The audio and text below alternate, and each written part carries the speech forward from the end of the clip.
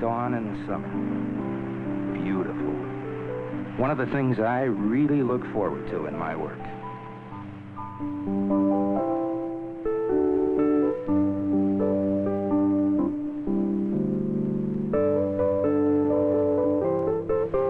Summer months are when we really move. It's when I contract most of my work. Now I make it or break it for the whole year.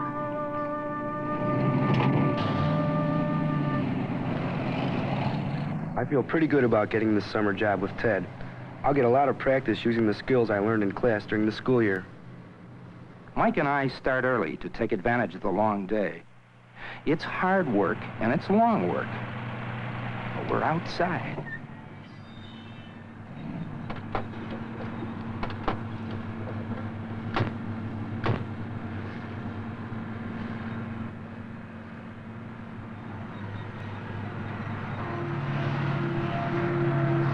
I guess what got me into the field was the satisfaction of building something from ground up. Being your own contractor, you're in business for yourself. You are responsible for everything that happens at each stage. You've got to hire the subcontractors, the other construction specialists you need for all the jobs you can't do yourself. And you've got to work with them to make sure they follow your specifications. When you're on your own, you've got to know what you're doing in most areas of carpentry. From putting up the structure to the finest finishing work.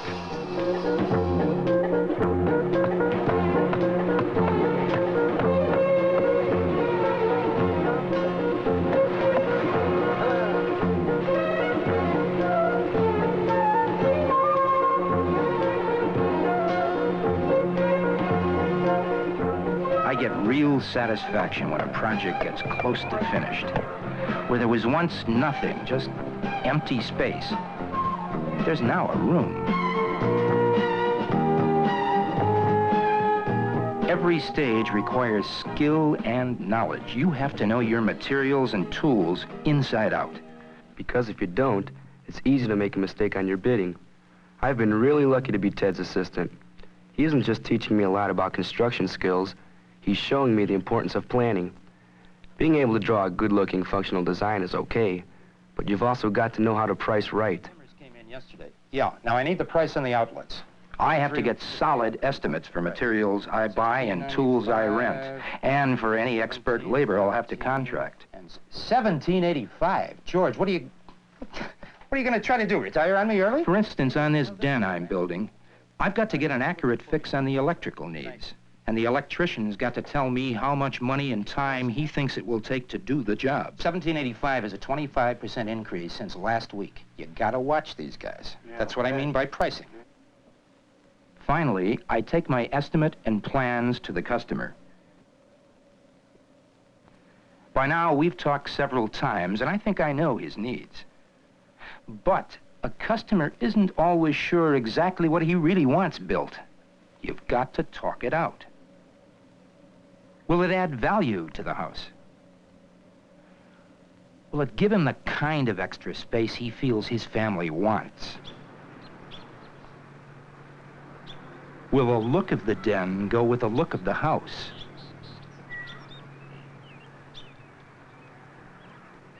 I have to be satisfied that I can give him what he wants at the price he wants before I take the job.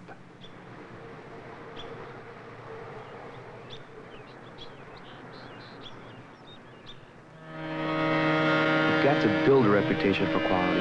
That's the most important thing Ted's taught me. I'm learning some of the basics of working with wood in vocational class at my high school. I guess I'm lucky. I'm getting a pretty thorough education in the fundamentals. I don't know if I want to be a carpenter or cabinet maker or millman, I just like working with wood. I have to know my math and geometry pretty well to get through drafting, and I have to know how to read a blueprint. That's the trick of seeing how a room or building will look on paper. It's more than just learning a trade, mastering the tools, or really knowing the materials. It means being a pro. Is CD plywood the right grade you should use on subflooring, Mr. Wiedergat? Right. Always use a rough grade on subflooring. There's no sense in wasting a smoother board where no one's gonna see it. But there's something else that's more important than that, Mike. What else should you check out? I guess you should check the building code. You have to find out what thickness the board has to be. A pro would do that. Mike's right. Being a pro is the key phrase you hear around here. You see, in today's economy, you've just got to offer more. Building methods everywhere are getting more sophisticated, and people are demanding higher quality. But I think guys like Ernie Pound here are more than willing to meet the challenge. No. Not too steep of an angle, Ernie. Man, doing a door jam isn't easy. Hey, you're getting the hang of it, Ernie. I just want you to be able to chisel letter perfect, so you can whiz through any requirements into a good job.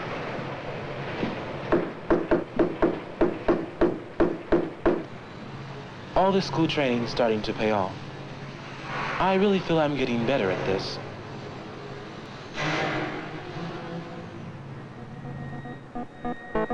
Maybe one day I'll be working with a crew, like the one building this office tower.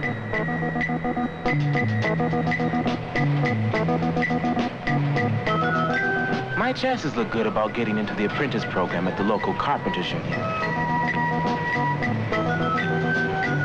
After 4 years as a union apprentice, I'll be a journeyman, maybe doing different jobs at sites all over the area.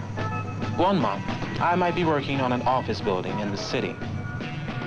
And 2 months later, I could be doing a job in the suburb miles away.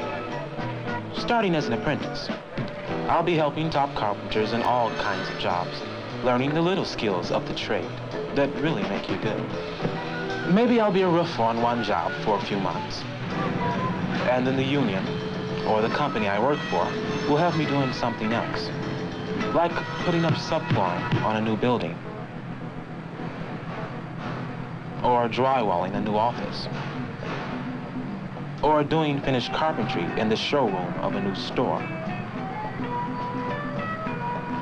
In the union program, I'll get a lot of different kinds of experience, and I'll get to work beside the pros in the other construction trades, like operating engineers, iron workers,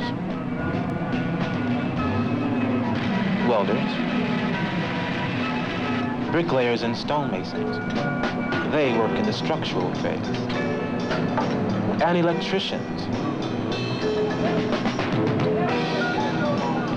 And pipe fitters. They work in the mechanical phase to make sure the building's going to function right.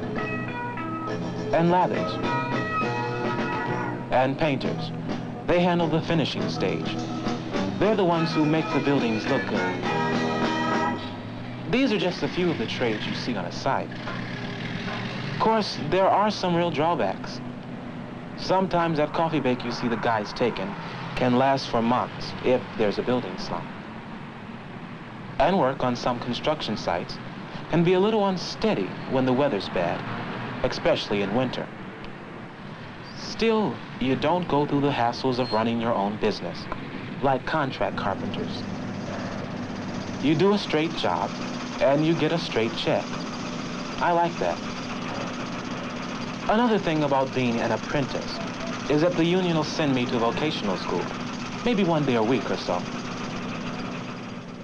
Sounds like a lot of time and work, doesn't it? But who knows? I might just end up as a foreman one of these days.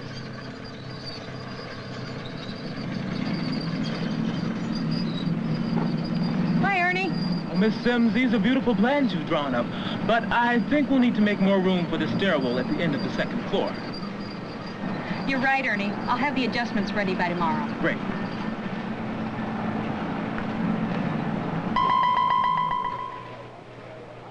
Just a dream, maybe. but it's sure worth a try. Ernie can have that construction work. Not me, man. I don't like working outdoors. The pay may be good, but the chance of layoffs makes me nervous. Besides, what I want, well, it's the craft of it all. I like to see just how well I can handle a tool and shape that wood exactly. I'm happiest when I'm working on something that's gonna turn out beautiful. In a mill, you can do all kinds of specialty work.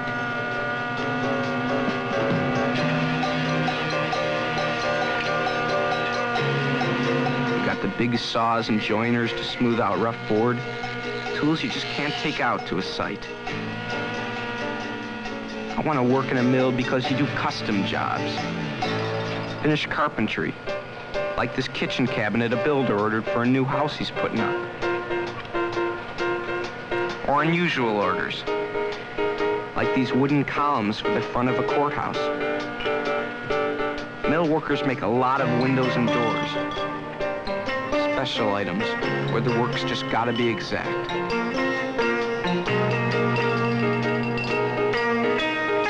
Of course, millwork's got its problems too.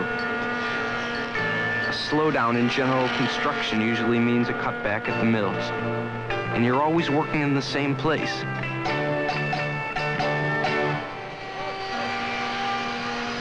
But for me, that's okay.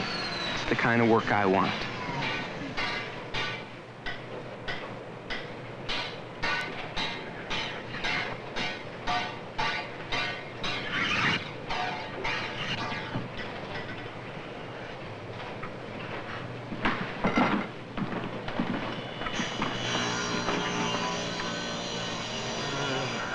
That's good, Tony, but the runners aren't quite parallel.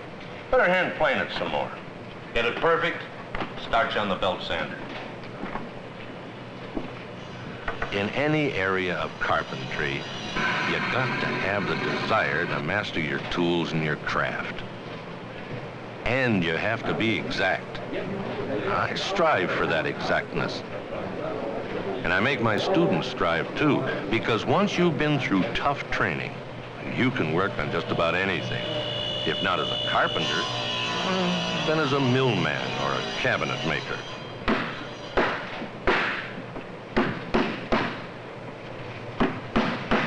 With the skills you're picking up, Mike, you'll be able to do just about any kind of job that uses wood. Yeah, I like that idea. Sometimes I think about all the different places I might end up. From building highways to working on ships. Maybe I'll just want to do small jobs in the country. Or be part of a big crew putting up a shopping center. But for now, I'm just happy to be doing what I'm doing. Working with Ted and using all the things I learned this year in vocational class. It's going to be a good summer.